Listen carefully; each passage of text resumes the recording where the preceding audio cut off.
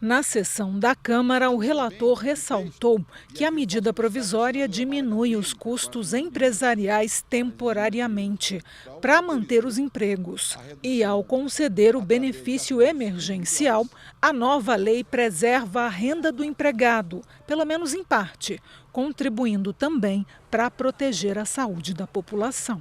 A medida provisória de número 936, uma medida provisória relevante, que tem como objetivo colaborar para o enfrentamento dos efeitos econômicos da pandemia do coronavírus. Nós sabemos que há um impacto na economia internacional, um impacto na economia brasileira. Infelizmente, já se soma às centenas de milhares ou mesmo aos milhões o número de desempregados em nosso país. E essa medida, a princípio, pretende criar condições para a manutenção de contratos de trabalho. O relator queria que o valor do benefício tivesse como base de cálculo a média dos salários dos meses anteriores à redução da jornada ou à suspensão temporária, com teto de 3 salários mínimos. Mas prevaleceu o texto original da medida provisória, com cálculo do benefício baseado no teto do seguro-desemprego. O governo vai aplicar, para manter esses empregos, mais de 50 bilhões de reais.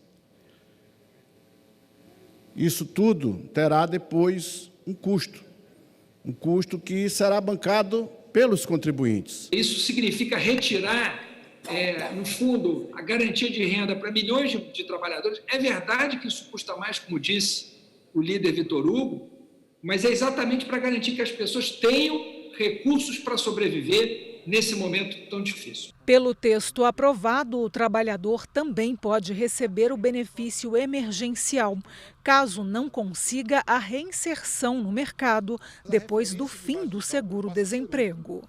Durante o estado de calamidade, fica vedada a dispensa sem justa causa da pessoa com deficiência. O aprendiz com deficiência que recebe benefício de prestação continuada fixado pela Lei Orgânica da Assistência Social possa, se tiver direito, acumular com esse benefício emergencial. As gestantes podem ter seus contratos reduzidos ou suspensos, mas não haverá redução do salário das trabalhadoras em licença maternidade. A oposição disse que não era o ideal, mas votou a favor do texto. E esse relatório, embora não sendo o ideal, obviamente, mas é o relatório possível. E rendo aqui as minhas homenagens a essa construção democrática proporcionada pelo deputado Orlando Silva. Quero dizer, deputado Orlando, que foi um esforço e quero fazer publicamente o reconhecimento pelo papel que tu tiveste em relatar uma matéria tão sensível como essa, dialogando com as centrais sindicais e com todas as lideranças e que avançou dentro daquilo que é a correlação de força dentro do parlamento brasileiro. Nós somos contrários a qualquer iniciativa de redução de salário da classe trabalhadora, do trabalhador, da trabalhadora, mesmo que seja associado à redução da jornada. Essa é uma crise que jogou no mesmo barco o empregado e o pequeno empreendedor.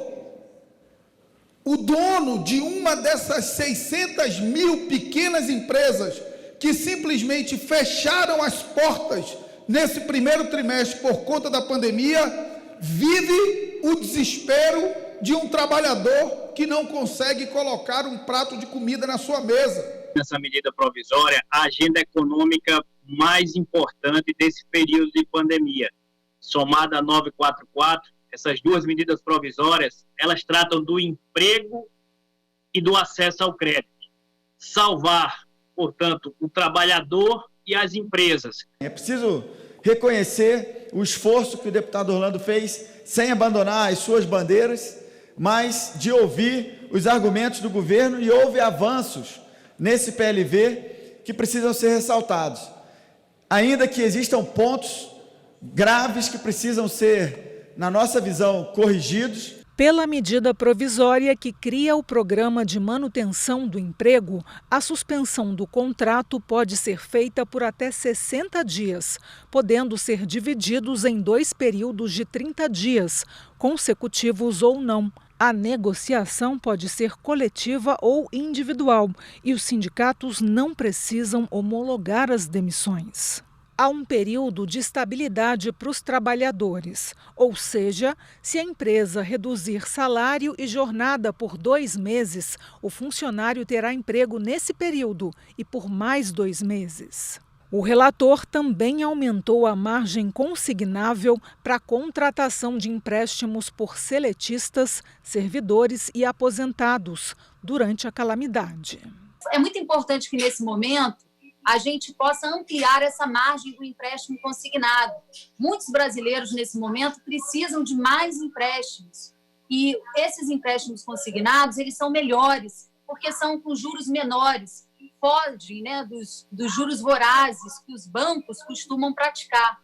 Outro ponto é a desoneração da folha de pagamentos. O texto do relator prorroga a desoneração da folha de pagamento para os setores intensivos em mão de obra, por 2 anos. O término desse benefício aos empregadores encerraria em 2020. A matéria vai agora ao Senado.